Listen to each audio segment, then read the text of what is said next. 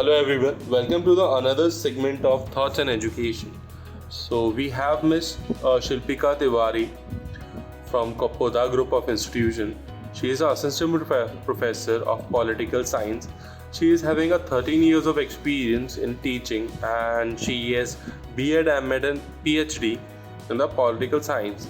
So welcome ma'am, welcome to the segment of Thoughts and Education.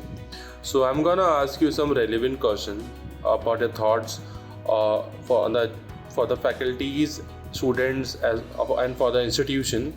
And my first question is, being a faculty of the IT department, what are your roles and responsibilities towards a student? नमस्कार। सबसे पहले बताना चाहूँगी कि हम जैसे कि teacher हैं, लेक्चरर हैं, तो हमारी फर्स्ट जो ड्यूटी है वो स्टूडेंट्स के लिए ही होती है। तो main role and responsibility towards students ये है कि उन्हें मैक्सिमम नॉलेज देना, हमें जो भी आता है उसे बेस्ट वे में उनको सर्कुलेट करना और उनका ओवरऑल डेवलपमेंट करना हमारा मेन ड्यूटी होती है और वो हम पूरी ईमानदारी से निभाते हैं, तभी हम एक बेस्ट टीचर कहलाते हैं। Ma'am, how do you tend to establish healthy relationship with the student and fellow faculties? Healthy environment आज के टाइम में बहुत ज़्यादा इम्पॉर्टेंट हो गया है, क्योंकि जैसा कि हम देखते हैं आजकल बहुत ज़्यादा डिप्रेशन, एंग्जाइटी, मेंटल हेल्थ की प्रॉब्लम होती है। तो उसका कहीं ना कहीं रीज़न ये होता है कि बच्चे अपनी प्रॉब्लम शेयर नहीं कर पाते हैं, घर में भी और पेरेंट्स के साथ में भी और टीचर्स के साथ में भी।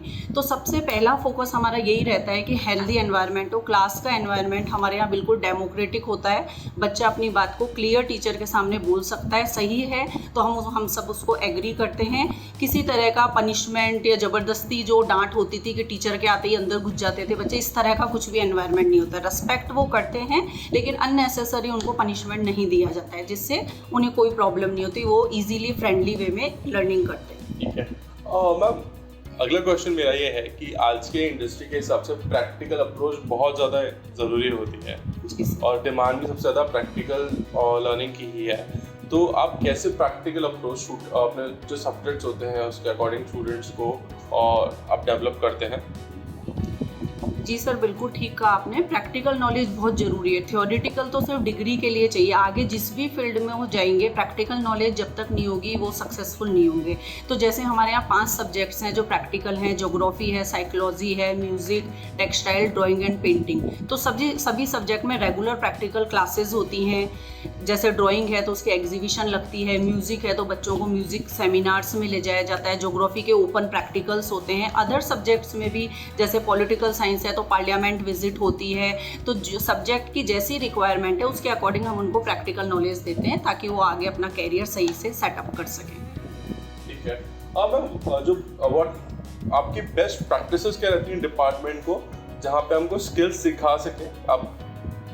सर, बेस्ट प्रैक्टिसेस में देखिए क्लासेस तो होती हैं, इनोवेटिव मेथड्स हम काम में लेते हैं बेस्ट प्रैक्टिसेस में। जैसे नॉर्मल लेक्चर मेथड के अलावा पीपीटी प्रेजेंटेशन हो गया, वीडियो लेक्चर्स हो गए, ग्रुप डिस्कशंस हो गए। इसके अलावा गूगल क्लासरूम हमारा कॉलेज लास्ट 5 ईयर से रन कर रहा है, तो उसमें सारे नोट्स बच्चे को अपडेट नोट्स मिल जाते हैं। तो इस तरह के स्किल सेमिनार, इस तरह के प्रोग्राम्स भी हमारे यहाँ होते रहते हैं। ओके मैम, जैसे सिलेबस जो होता है काफ़ी ज़्यादा वास्ट होता है और कभी कभी स्टूडेंट ज़्यादा सिलेबस की वजह से काफ़ी प्रेशर फील करता है। जी सर। तो एक सही स्ट्रैटेजी बनाना करिकुलम के लिए वो बहुत इम्पॉर्टेंट है। तो आप कैसे एक स्ट्रैटेजी बनाते हैं करिकुलम के लिए और स्टूडेंट को उसमें बेनिफिट मिलता है? सर, स्ट्रेटेजी इस तरह की होती है कि क्लासेस शुरू होने से पहले ही हम लोग ब्लूप्रिंट तैयार कर लेते हैं, पूरा प्रोग्राम शेड्यूल रेडी हो जाता है, लेक्चर प्लान रेडी हो जाते हैं। तो टॉपिक वाइज हम लोग डेज फिक्स कर लेते हैं, इस टॉपिक को हमें इतने दिन देना है। तो राइट तो कितना भी उसको हम 15 दिन खींच सकते हैं, लेकिन अकॉर्डिंग टू टाइम हम 2 या 3 डेज फिक्स करते हैं और उसके शॉर्ट नोट्स बच्चों को बनाते हैं और वो क्लास में हम बच्चों को देते हैं। ब्रॉड नोट्स के लिए गूगल क्लासरूम अवेलेबल है हमारे पास, जहाँ हम ब्रॉड नोट्स देते हैं और क्लास में हम 2 या 3 दिन में उस टॉपिक को कंक्लूड कर देते हैं ताकि बच्चे को पेनफुल ना लगे। मैम, जो स्टूडेंट्स रहते हैं ज़्यादातर सब जो इनका थॉट रहता है प्लेसमेंट्स और हायर एजुकेशन के रिगार्डिंग बहुत रहता है। तो आप कैसे बच्चों को प्लेसमेंट्स में हेल्प करते हैं और आगे जो आने वाला उनका जो करियर है हायर एजुकेशन के लिए उसमें बच्चों को हेल्प या ट्रेन करते हैं? जी सर, प्लेसमेंट आजकल एक नीड ही हो गई है। एजुकेशन इंस्टीट्यूट का साइड बाय साइड जुड़ा हुआ एक इम्पॉर्टेंट पार्ट है प्लेसमेंट, क्योंकि बच्चा पढ़ता क्यों है, पढ़ने के बाद वो जॉब लगे, इंडिपेंडेंट हो। तो इसके लिए हमारे कॉलेज में एक बहुत ही अच्छा सेल काम करता है, प्लेसमेंट सेल, जो रेगुलर बेस पे बच्चों के प्लेसमेंट्स करवाता है।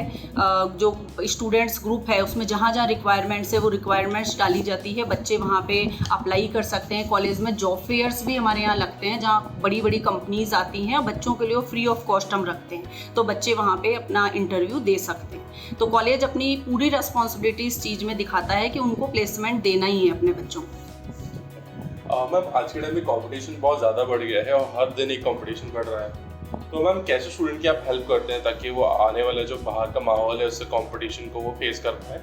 जी सर, कंपटीशन दिन पर दिन बढ़ता जा रहा है। हर साल आप ये मानिए 50 to 1 लाख तक स्टूडेंट कंपटीशन में ऐड हो रहे हैं। तो उसमें बस हम बच्चों को इतना ही मोटिवेट करते हैं कि अपने पे कॉन्फिडेंस रखना है, रेगुलर स्टडीज़ रखनी है। हम एग्ज़ाम से 1 महीने पहले पढ़ेंगे उससे नहीं होगा, पूरे साल भले ही हम 3 घंटे पढ़ें, लेकिन रेगुलर स्टडी रखो, डिप्रेशन में आने की ज़रूरत नहीं है और अपने आप में कॉन्फिडेंस रखो। अगर हम मेहनत करेंगे तो डेफिनेटली रिजल्ट मिलेगा, और 1 टाइम नहीं मिलेगा तो 2nd 3rd टाइम में मिलेगा, लेकिन हमको लूज़ नहीं होना है, कंटिन्यू प्रैक्टिस करनी है। हम एक्स्ट्रा करिकुलर एक्टिविटीज़ हम क्या ऐड करते हैं, प्रोग्राम्स वगैरह जो भी हम स्टूडेंट्स के लिए?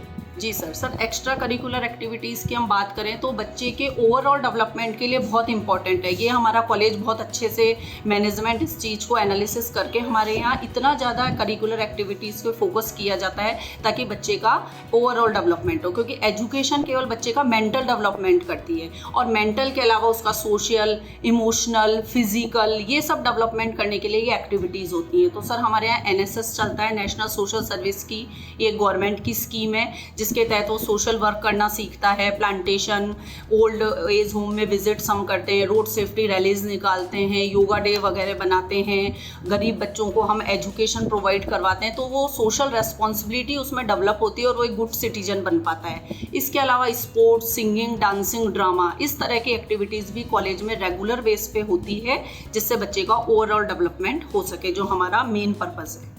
ठीक है मैम, आप जब कॉलेज आए थे तो आपका क्या विजन था और क्या आप लोग अचीव करना चाहते थे जब आप उस टाइम पे आए थे?